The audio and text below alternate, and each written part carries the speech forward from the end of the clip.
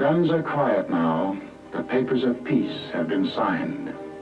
And the oceans of the earth are filled with ships coming home.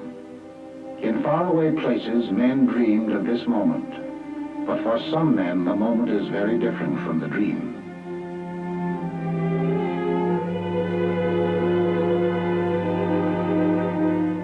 Here is human salvage, the final result of all that metal and fire can do to violate mortal flesh.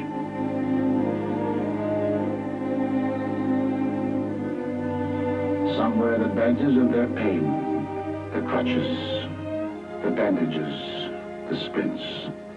Others show no outward signs, yet they too are wounded.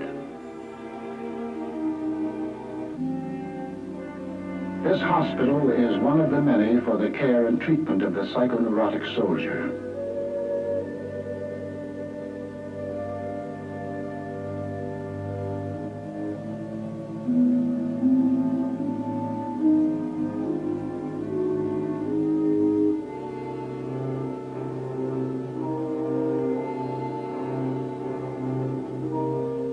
These are the casualties of the spirit, the troubled in mind, men who are damaged emotionally.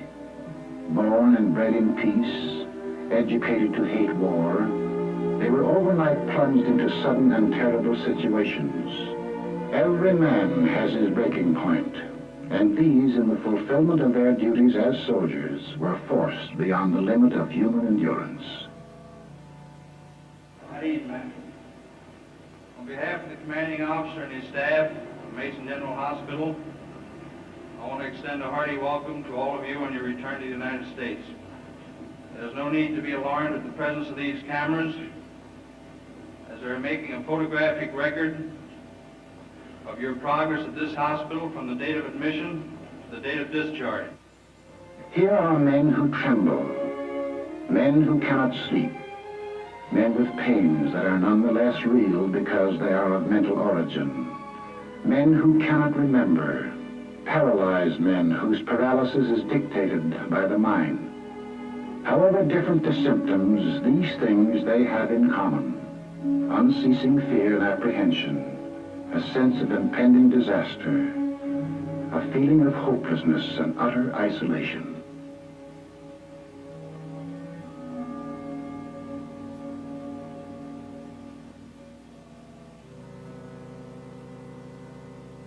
May I have your last name?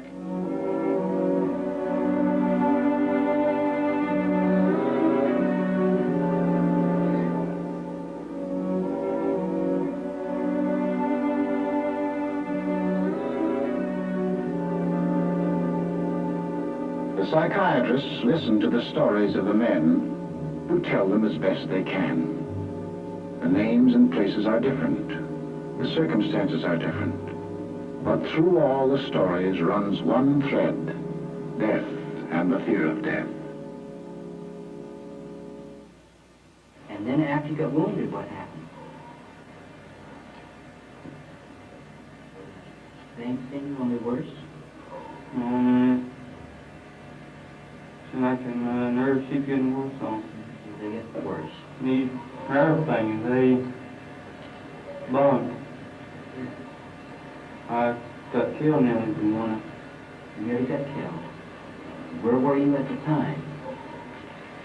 St. Paul, I believe. Somewhere. I don't remember. What were you doing when the planes came over? I was in a hole. You know where you were?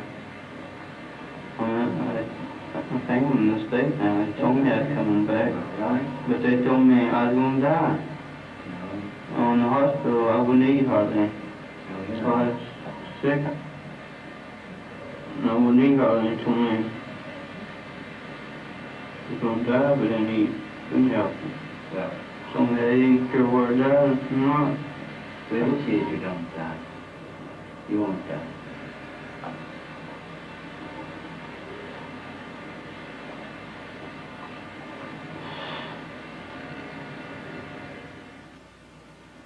Paul Russell, the last buddy up there in Little Norman, he was second scout, and I was first scout, and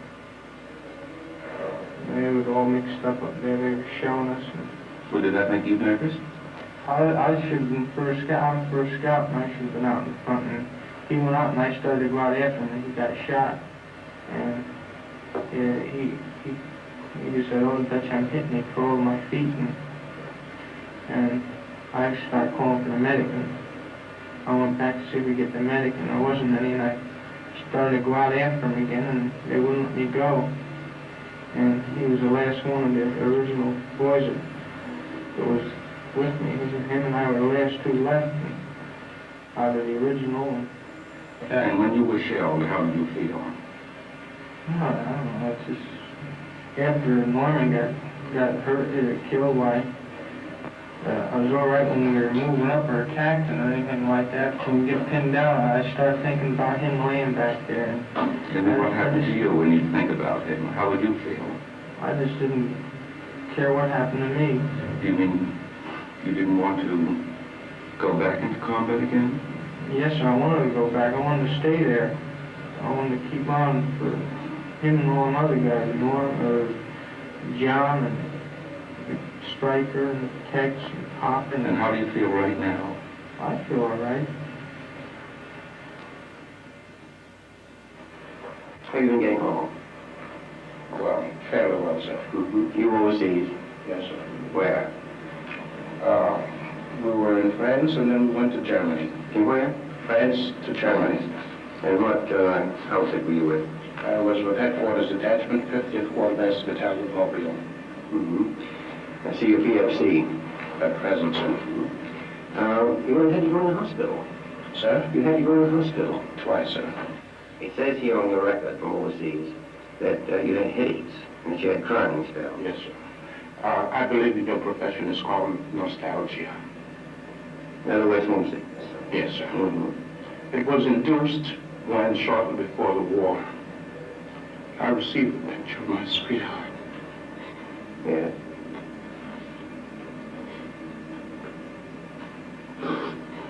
Mm-hmm.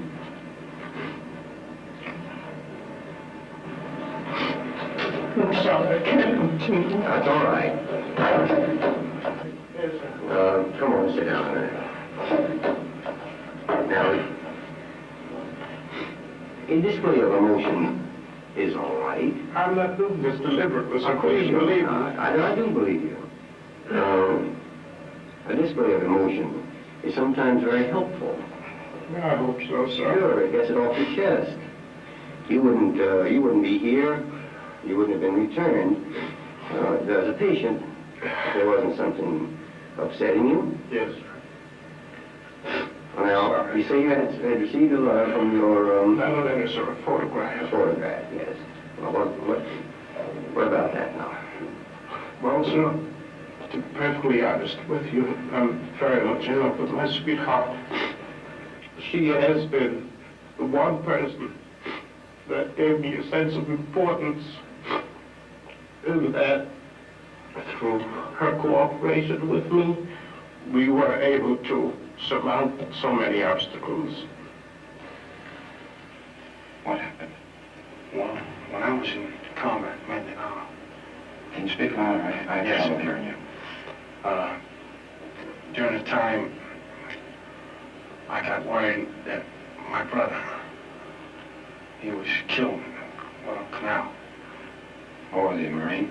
Yes. Now, I notice in this history here that you saw a vision of your brother. Tell me something about that. What happened? I guess it was a dream. Well, describe the dream. What did you see in the dream? I dreamt that I was home, my brother was home, my other brother was home. We all were home. All of you were home. Sitting around the table. Everybody was happy. We were laughing, talking, just admiring each other. And then it ended there. You could see these images clearly. Yeah, it was like in a dream, see. Yeah. What about this Mindanao thing you're telling me about? Well, in Mindanao, after I got that news, I was scared. You were scared? I don't know, sometimes I hope something what happened then again, I say, well, something did What do you happen. mean by something happened? You mean you were hoping that you'd be wounded and sent back? Is that what you mean? No. What do you mean by that?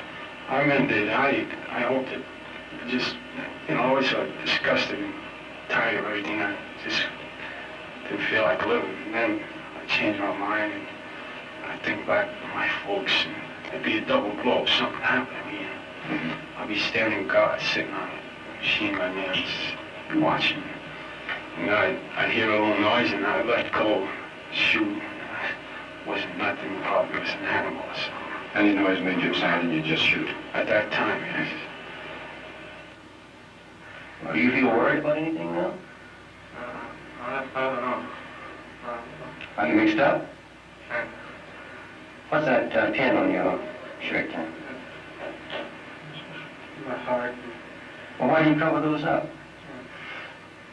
Aren't you proud of them? Yes. You got a Purple Heart? Your campaign ribbons? Well, why do you cover them up? And there must be some reason for you doing that.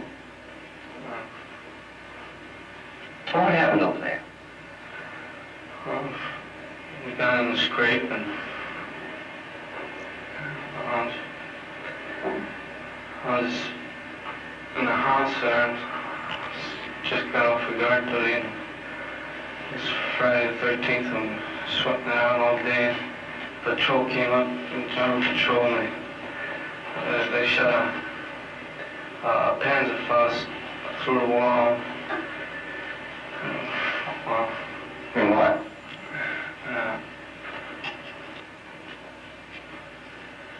I was laying on the couch and right before it happened, I felt a little jittery, so I laid down on the floor. So when I got up again, the couch was all torn. In other words, you were almost killed, is that it? Now, almost gone right over my head.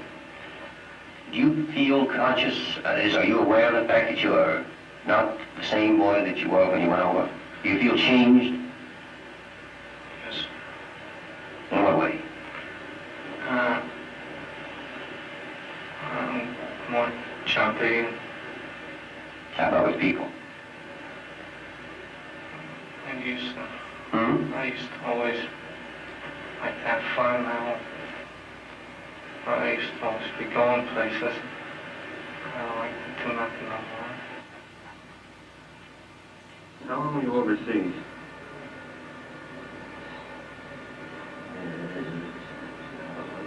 11 months. 11 months. Were you in any combat at all? This is 6 months. I tried every way to keep my mind occupied, reading, going to the gymnasium, going out with fellas and trying to become an extrovert, try to get out of myself. But it seemed to me I got worse and worse. And after a while, I developed, after the fear of insanity, I started to develop fears of different sorts. Did you ever have similar pains before you got Never married? in my life. Have you ever been nervous before you No, sir. Never. I was a solid man. The sudden noises bother you particularly? I could just shake over a little, but not that bad. Well, I guess I just got tired of living, you can put it that way. I had trouble sleeping, yes. Had dreaming of combat, you know. I just took off because I see too much of my buddies gone, and I figured the next one was for me, and I can just stand so much I've never seen. Admission note. Transfer diagnosis. Anxiety reaction. Severe. Active symptoms in remission. On this, their first night back in the States, each man who is able may make a long-distance call without cost. After months and years of silence, familiar voices are heard once again.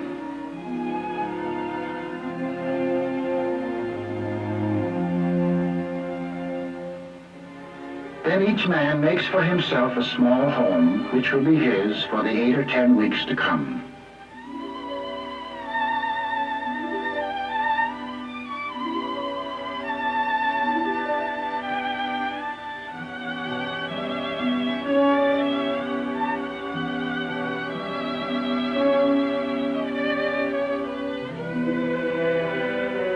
Now in the darkness of the ward emerge the shapes born of darkness, the terror of things half remembered, dreams of battle, the torments of uncertainty and fear and loneliness.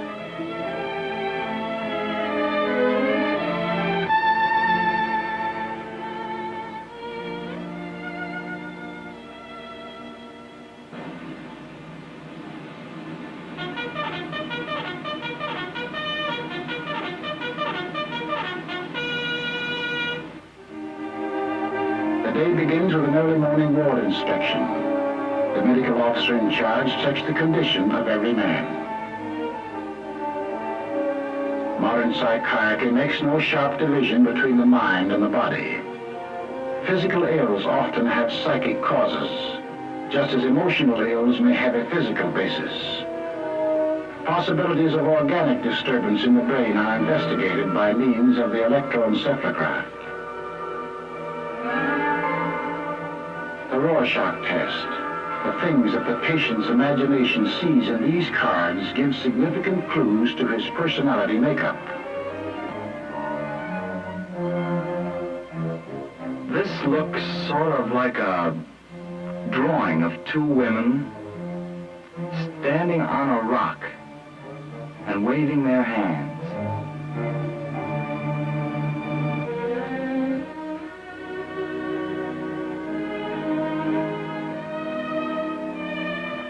This man suffering from a conversion hysteria requires immediate treatment. Organically sound, his paralysis is as real as if it were caused by a spinal lesion, but it is purely psychological. Well, just leave him up the middle of the bed there. I feel pretty good. That's fine. Now sit yourself over there.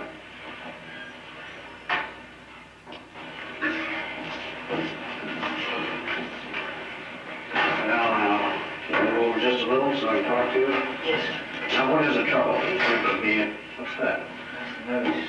It make me flinch like that. I see. How long has that been going on? Since Friday. Friday? No. Come on suddenly or gradually? Suddenly, sir. How? Well, I start in the afternoon with crying spells. Mm-hmm. And, felt something funny in my shoulders here. Back bothered me. I started crying. I wasn't controlling my legs and my arms. Was there any reason for crying spells? I don't know, sir. Anything happen at home to bother you? Well, my mother's been ill. She has been ill. Does that worry you a lot? Quite a bit. Well, now, has this got anything to do with your mother's illness? Any reason why you should have that kind of reaction? No, sir, not that I know of. Unless my mother's illness might have brought this on. I tried to I hold see. it, but it hurts. I see. You've just been holding these things in. That's right, sir. No way you can control this at all? No, sir. Well, now we're going to have to help you do that, of course. Let's take off this jacket here. Just slip that off.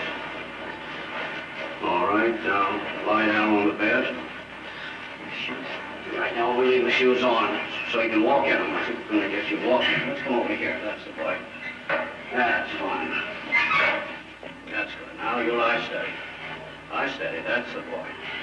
This is all going to go away as I give you this medicine. No bother at all. The method employed here is effective in certain types of acute cases.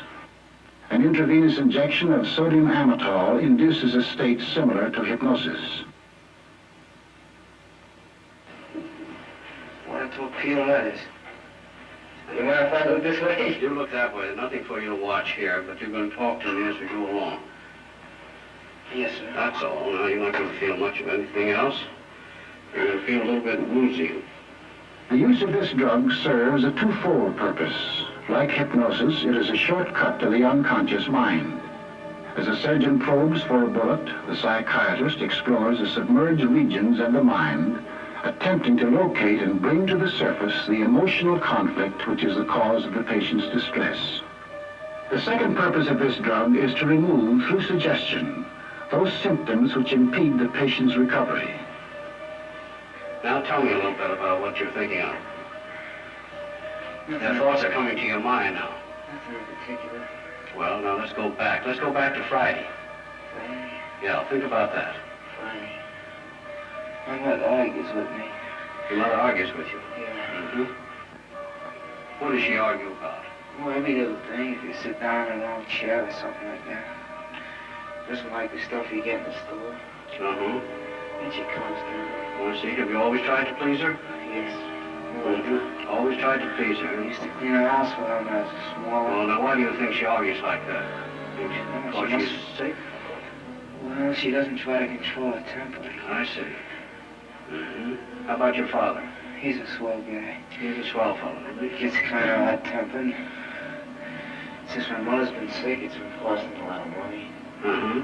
And he's lost a lot of weight. I'm worried. I see. My mother argues with him. She wants to know where the money is. Mm-hmm. But I don't care about that. As long as everything turns out all right. Well, now, this jumping, what does that make you think of? Think about it, man. I can't help it. It just jumps. Uh-huh. How about the legs? Do you know anybody who had any trouble with their legs like that? No, sir. What does that make you think of? Go on. Except several years ago, Uh-huh. there was one fella.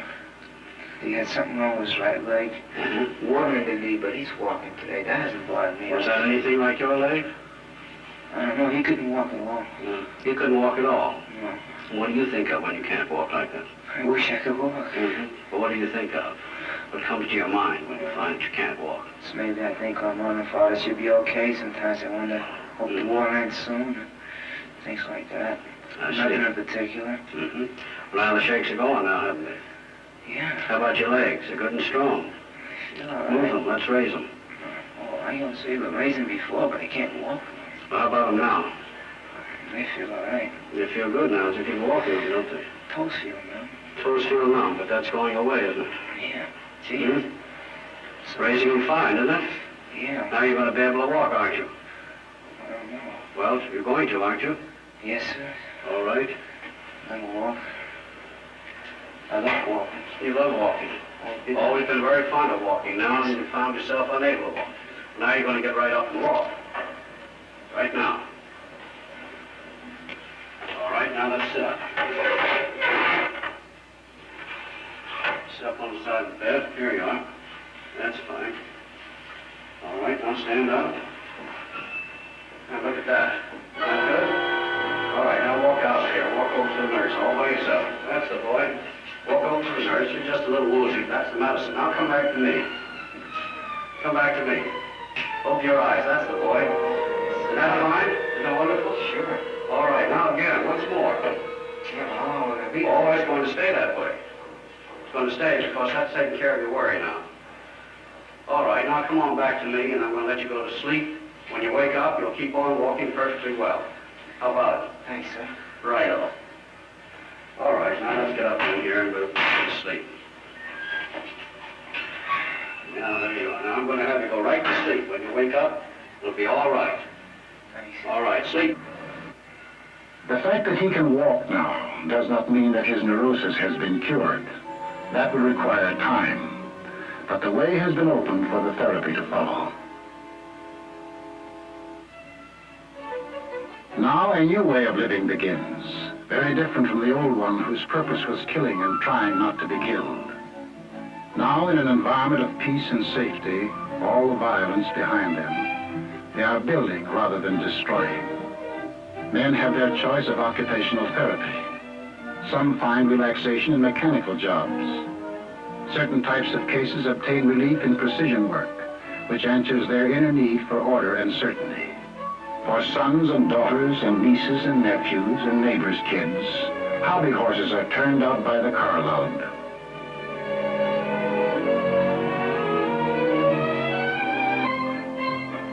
Physical reconditioning is not the only purpose in sports, which also serve to bring men out of their emotional isolation and back into group activity. One of the most important procedures is group psychotherapy. Here, under the psychiatrist's guidance, the patient learns to understand something of the basic causes of his distress.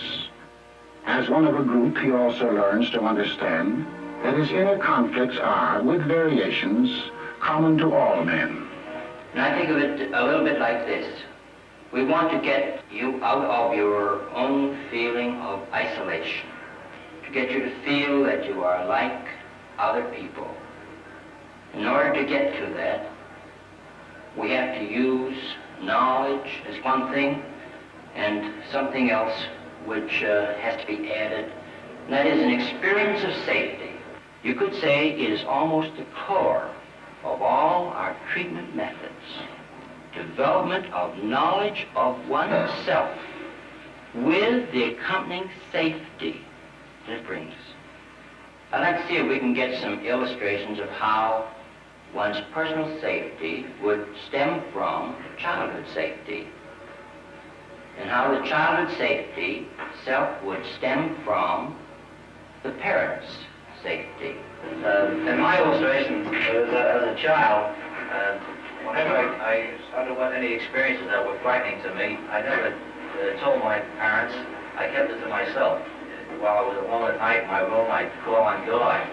So if I had done anything wrong that I was ashamed of, I was ashamed to go to my parents and tell them what I had done. So I kept it to myself.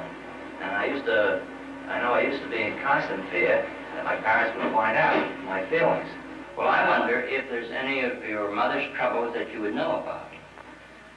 No, my mother never gave any of the children any part of her troubles. Well, that would be the same thing that happened to you. She didn't tell her troubles, and you didn't tell yours. You took your troubles to God, and she probably did the same thing. Probably didn't even confide in your father. In other words, the kind of method that you used to get relief from anxiety was really, we'd have to assume, learned and felt right in your home, the same kind of thing. I think it was all caused by economic conditions of the world. I mean, people trying to compete one another, trying to get a better job, trying to keep up with uprising of living, things like that have caused a lot of arguments in the home. Mother and father arguing about the price of the food, and as a reflection on the children, things like that. So I think that was one of the causes of children. Not having enough food to eat, or the arguments between them? Both. I mean, there was... Which was the worst, though? Well, I guess arguments. Sure, of course they are. Because I can't remember about the food. There you are. You can't even remember about the food or the lack of food. I have in mind my own childhood.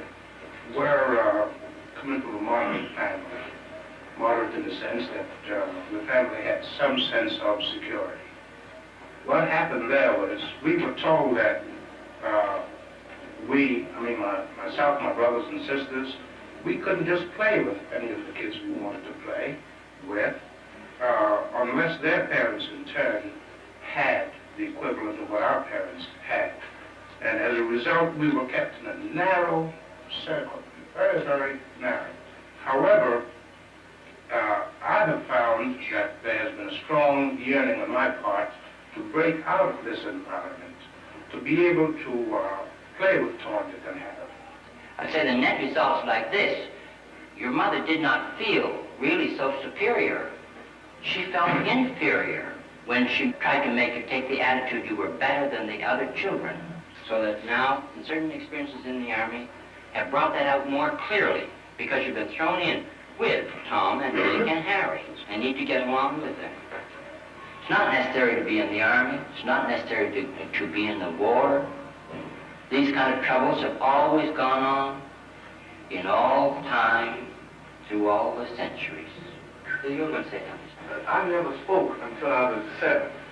Is that right? Yes, sir. And I studied very bad. At 14 and 15, I couldn't recite in school. They were able to talk. Can you explain how you got started to talk? How you began to get over that? During the war, the first word I ever spoke, Santa Claus had brought me a war gun. My brother broke it. This is the first World War, yes. And so, Santa Claus brought the gun and your brother broke it. Yeah, when I went in to get my gun, I just says, "Boy, Dick, somebody broke my gun." That was the first thing I said. You were angry because someone broke your gun. So this man started talking. I would say all those symptoms, like being unable to speak, stuttering, and so on, they have an underlying anger and resentment in the deeper parts of the personality. You could almost say it like this. Underneath, I can't, you usually find, I won't. cabin on Okinawa. I was stuttering too about 3 weeks. And as soon as I came here, in a month now, I stopped stuttering. You stopped stuttering completely since you came here? Yes, Well, that's good. I don't know whether that's a tribute to the doctors or a tribute to your fundamental health. It's using my fundamental self. No tribute to the doctors at all. Very good. Some patients require special therapy. Hypnosis is often effective in certain types of battle neuroses, such as amnesia. This man does not even remember his own name. A shell burst in Okinawa wiped out his memory. The experience was unendurable to his conscious mind, which rejected it, and along with it his entire past. Through hypnotic suggestion, the psychiatrist will attempt to evoke them. Relax completely and put your mind on going to sleep. All right, now keep your eyes on mine. Keep your eyes on mine and keep them fixed on mine. Keep your mind entirely on falling asleep. You're going to go into a deep sleep as we go in. You're going to go into deep sleep as we go in. Now clasp your hands in front of you. Clasp them tight, tight, tight, tight, tight. They're getting tighter and tighter and tighter, and as they get tighter, you're falling asleep. As they get tighter, you're falling asleep. Your eyes are getting heavy, heavy. Now your hands are locked tight. You're locked tight. They're locked tight. You can't let go. You're locked tight. You can't let go. When I snap my fingers, you'll be able to let go. When I snap my finger, you'll be able to let go, and then you'll get sleepier, and your eyes are getting heavier. Now your eyes are getting heavier, heavier, heavier. You're going into a deep, deep sleep. You're going to a deep, deep sleep. Deep asleep, far asleep. Eyes now closed tight, closed tight. Going to a deep, deep sleep. Deeply relaxed, far asleep. You're far asleep. You're far asleep. Now you're in a deep sleep. You have no fear, no anxiety. No fear, no anxiety. Now you're in a deep, deep sleep. Now just sit down in the chair behind you. Sit down in the chair behind you. Lean back. Head now falls forward into a deep, deep sleep. Head now is falling forward. You're going further and further and further asleep. When I stroke your left arm, become rigid like a bar of steel, and you'll go further asleep and further asleep. Falling further and further and further asleep. Rigid. Cannot be bent or relaxed. When I touch the top of your head, when I touch the top of your head, that arm will relax and the other will become rigid. You'll go further asleep. You'll be in a very deep sleep. And your sleep is deeper and deeper. And now when I touch this hand, my finger will be hot. When I touch this hand, my finger will be hot. You'll not be able to bear it. Your arm is rigid. And now, as I touch your hand, you will no longer feel any pain there. It'll be normal. Now the arm is relaxed and you're further and further and further asleep. Now you're deep asleep. We're going back. We're going back now. We're going back to Okinawa. We're going back to Okinawa. You can talk. You can talk. You can remember everything. You can remember everything.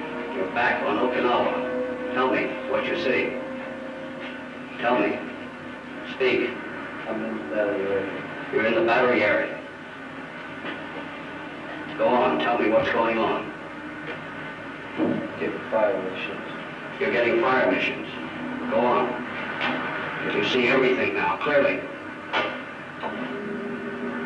Getting shells thrown at us. You're getting shells thrown at you. From where? Jets. Jets. Go on. Yes. Keep on. You remember it all now. Every bit of it's coming back. Jets getting near us to get our position. Jets getting near you to get your position. Go on. Told us to get cover. Who told you to get cover? BC. BC. Go on. There's violence. One of the boys got hurt. One of the boys got hurt. Take him away. I was running over to my gun position. Yes, go on. You remember it now. Tell me. It's all right now, but you can tell me. You can tell me. Explosion? Yes. You remember the explosion now. All right, go on. They're carrying me. They're carrying you. Who's carrying you? I don't know. Where are they taking you? Carrying me across the field. Across the field. Go on. Put me on a stretcher. Yes? Yes? Go on. They're still throwing shots. Yes? Can you get them? Yes. You see them? No. All right. Where are they taking you now? I'm out of trouble. Why are you fearful now? I don't want it. You don't want any more. You want to forget it. But you're going to remember it because it's gone now. It's gone. You're back here now. You're away from Okinawa. You've forgotten it. But you remember who you are now. Who are you? That's right. Full name now. That's right. Know your mother's name? Isabel. That's right. Father's? Salvatore. That's fine. You know who they all are now. All right, now you're coming back with us. This is going to stay with you. You're going to remember it all. You're going to remember about Okinawa. You're going to remember about the shells and the bombs, but they're gone. At ease and relaxed. There's no fear, no anxiety. When I wake you up, you'll be comfortable, relaxed, no pains and no aches. But you'll remember all that I've told you. All that you've remembered. You can wake now.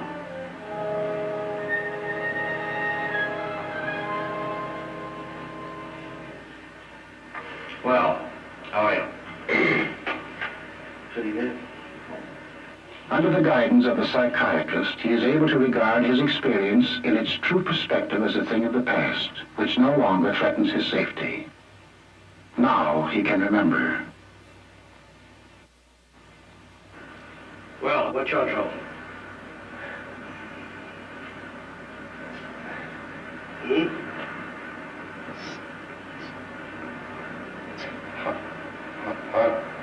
Hard for me to get my words out. Yeah, it does seem to be a bit tough. How long have you had that trouble? It started about a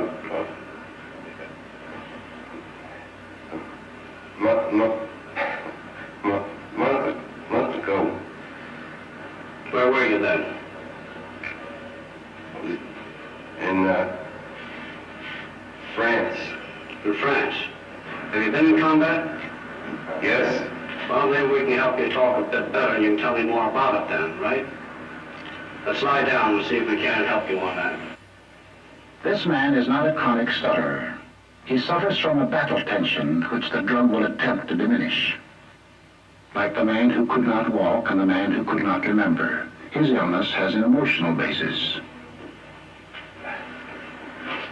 You're all comfortable now and relaxed. We're just going to give you some medicine here, and it's going to help limber up that tongue of yours. And this is going to make you feel a bit groggy.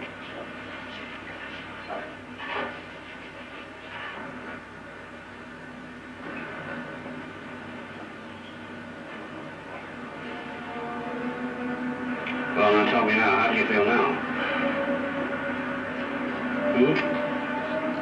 Make any difference in your feeling? Oh, it's just like seventh heaven. What is it? Tell me about it. Boy, I can talk. That's fine, I can talk. I can talk. That's good, boy. Listen, I can talk. Oh, God, listen, I can talk. Oh, there's nothing wrong. Oh, God, listen. All right, it's coming back now. You're going to take it easy. Oh, listen, I can talk. Just the way you always did, all right? God, listen. God, I can talk. Just the way you always did. Just keep right on with it now. Nice. Let's take it easy now. Just talk just a little lightly now. Tell me, you got any idea why you couldn't talk before? What's coming to your mind now? Hmm? Tell me, what's coming to your mind now? What is it in your mind when you couldn't talk? What is it that stopped it? Something came through there and stopped it. What is it now? Think quickly. Think deeply. Let's go back. When was it you lost your speech? Had your trouble talking? Go back quickly.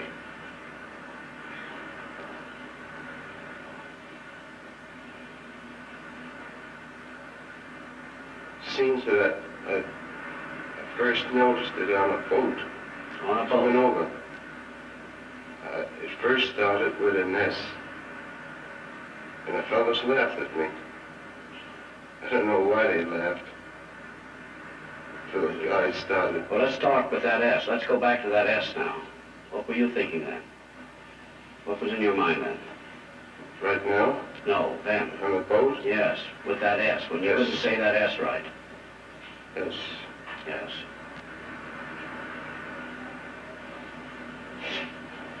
The port side. Port side. Port side. Mm-hmm. Port side of the ship. What side's that?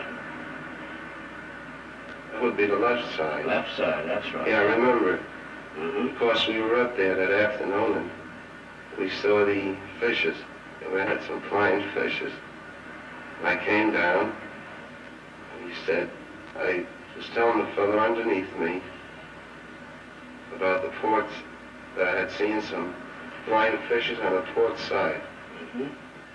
He tried telling them about the flying fishes, and he stumbled over the S sound. And the fellows laughed at him. Think hard. S. S.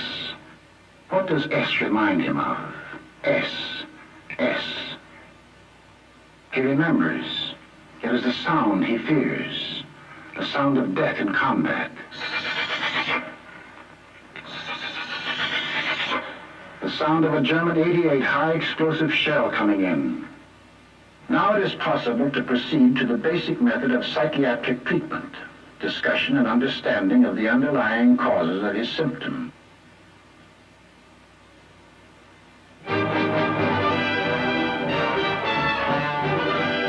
As the weeks pass, the therapy begins to show its effect. The shock and stress of war are starting to wear off. For these men are blessed with the natural regenerative powers of youth. Now they are living less in the past and more in the present. Sometimes they think of the future. The war years must be put aside and the responsibilities of peace must be considered. A man might open a filling station or a hardware store, or he can buy a few acres of land and raise some chickens. He might even go back to school.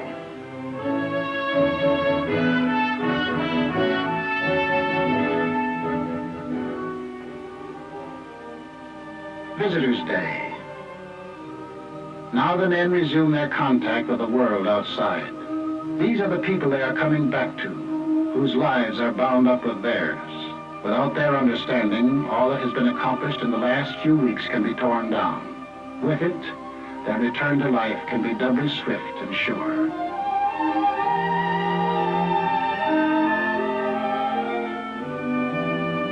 Classes in group psychotherapy continue. The men are thinking of themselves in relation to society. How will they fit into the post-war pattern? How will the world receive them? You fellows have had an opportunity to be home with your families since you've returned from overseas. Have you noticed any change in the various members of your family toward you, in their reactions toward you? Well, I found out after 4 years of absence that it only took me the second day to be really relaxed, and I was right chummy again with my dad, and talked about the old neighborhood and the new changes. I don't know, it surprised me. Do you feel that your family has to be taught how to treat you when you come back? No, absolutely not. How do you want to be treated by your family? The same I was treated before I went to the service. No different. You don't want to be treated any differently, no? I was talking to one man, and I said, what do you think of us fellows that come back with psychoneurosis anxiety state? And I said, you can see that we're not crazy by any means. He says, well, before I come out here to see, he says, my first impression was like in Bellevue. He said, fellows from the last war, they're completely maniacs. He said, that was my first impression. Now, I'm wondering if, the great percentage of the people are going to be like that when we get out. That is a common concern among servicemen who have developed nervous conditions during their stay in the Army as to what the public is going to think about them. Undoubtedly, there will be people on the outside who won't have any understanding of the condition, who may think of it as being a rather shameful condition. That's why we're having an educational program, trying to educate the public into understanding. Unfortunately, most of you fellows have gone through some very severe stresses in the Army. Stresses that civilians are rarely subjected to. In civilian life, you can avoid serious stresses. If a civilian, the average civilian, were subjected to similar stresses, he undoubtedly would have developed the same type of nervous condition that most of you fellows developed. All of us have our so-called breaking point. And a survey outside showed that civilians, on the whole, were more nervous than soldiers. On Park Avenue, for instance, where some of your richest people live, most of the patients are people who suffer from nervous disorders, and if the doctor won't give them a pill, why, they'll go out and say, well, he's not a good doctor. So therefore, they're given pills, and they take them at home. They take these pills at home because the hospitals are too full. If the hospitals were empty, they'd be in a sanitarium or so forth. Haven't been through none of these discussions like the other men have. I know that we have learned the basis of how we've gotten nervous, some of us through combat, and some of us by not being in combat. And I think, and I'm sure that we have a better understanding of our conditions, and I'm pretty grateful of being here at Mason General Hospital like a lot of fellows are. I just so happens I couldn't walk, and they made me walk. I couldn't walk when I arrived, and I was here 24 hours and they made me walk. I feel pretty grateful for getting my limbs back. But that doesn't mean driving that. It's that I know that when I get out of here, and the other fellows do too, that we're going to try our best to make ourselves as best we can. And we feel more confident in to grasp this nervous situation that's come about us. And we want to show people that we can do things on our own on the outside. Whether we've been in the hospital for nervous or mental or wherever we've been, whether we lost an arm or a leg, that we can be just as good as anybody else. All I want is that they give us a chance to prove our equality like they said they would. I hope they keep their promise. That's all I hope. Would you make it a point to tell your employer that you were a psychoneurotic? Well, if he's an intelligent man, which most well-known employers are that own large concerns, why, he's going to react the same as any other normal human being would. He's going to say it's absolutely possible. And the man right now looks all right. I'll try him out. But you may run into employers who are not that broad-minded or intelligent. Yes, sir. And I'll sell myself to them. How about you? Do you have any plans about jobs? Or do you have any fears about getting a job? Or I've got my job waiting. You have your job waiting for you. I think it comes down to this, doesn't it? That most of you fellows feel that you ought to be honest with your employer, that you have nothing to hide, nothing to be ashamed of. Yes. Isn't that the general attitude? Yes, sir. That's the way I want. Your time in the service was not entirely wasted. You have learned a great deal in the service. For instance, a great many jobs and tasks that you've learned to do in the service that you have had absolutely no contact with in the past. You've also learned to work in groups, something that every soldier learns to do very early in his military career. This definitely will be of much value to you in your future civilian employment.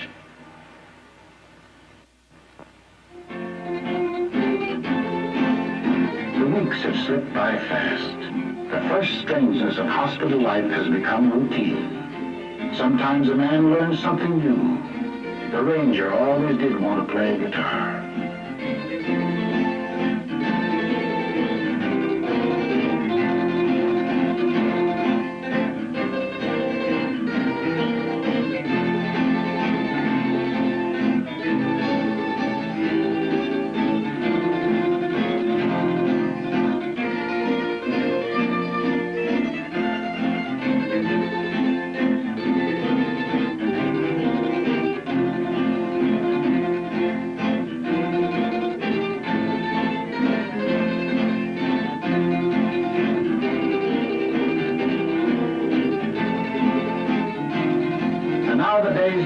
sing long, there's the old healthy sound of belly aching in the air. Spinach.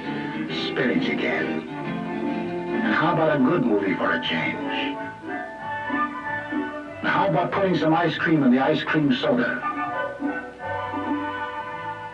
No longer is a man shut up within the lonely recesses of himself. He is breaking out of his prison into life. The life that lies ahead, offering infinite possibilities for happiness and sorrow. How does a man find happiness? Is there a secret to discover? What is the mysterious ingredient that gives joy and meaning to living? You know in the Bible where it says, man does not live by bread alone? Children don't grow up well without safety and confidence. If that wasn't in one's childhood, in growing up, you could say, now there's something missing during all that time. And the next question is how to supply it. And it does need to be supplied.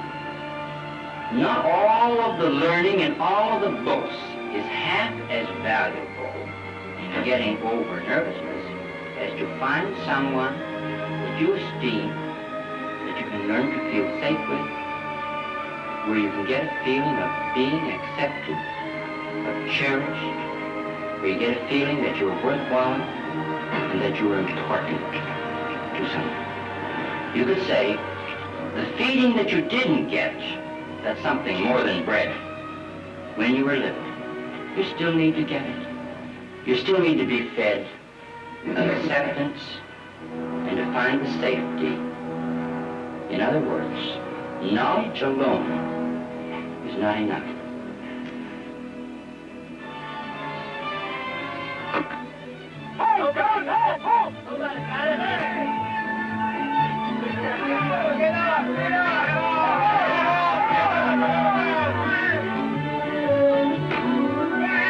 Weeks have passed. What about these men? Are they ready for discharge? How complete is their recovery?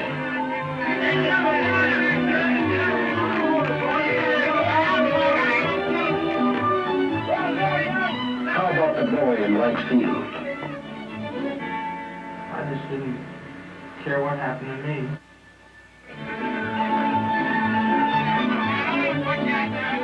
How about the kid at back? Foxhole was covered by dirt. And I was covered up for 29 hours afterwards. They found me.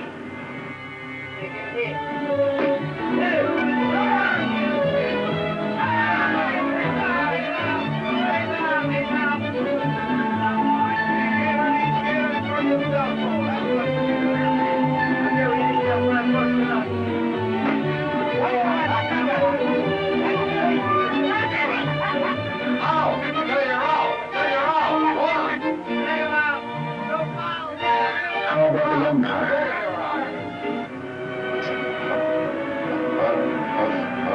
Leave it. Get more words out. You're out. Go on. Batter up. How about this kid?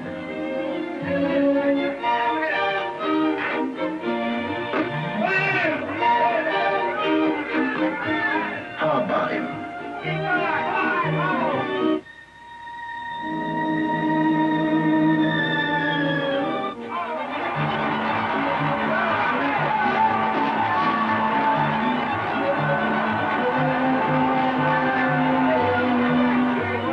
Are they well enough to be discharged?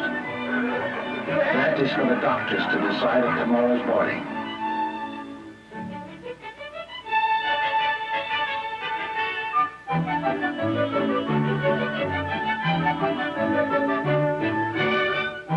The answer is yes.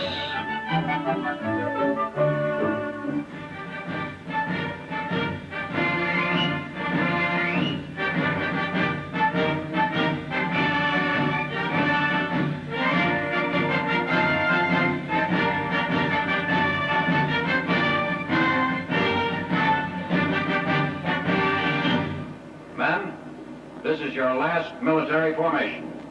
Today, you're returning to your homes, your families, and friends. Many of you have been looking forward eagerly to this day.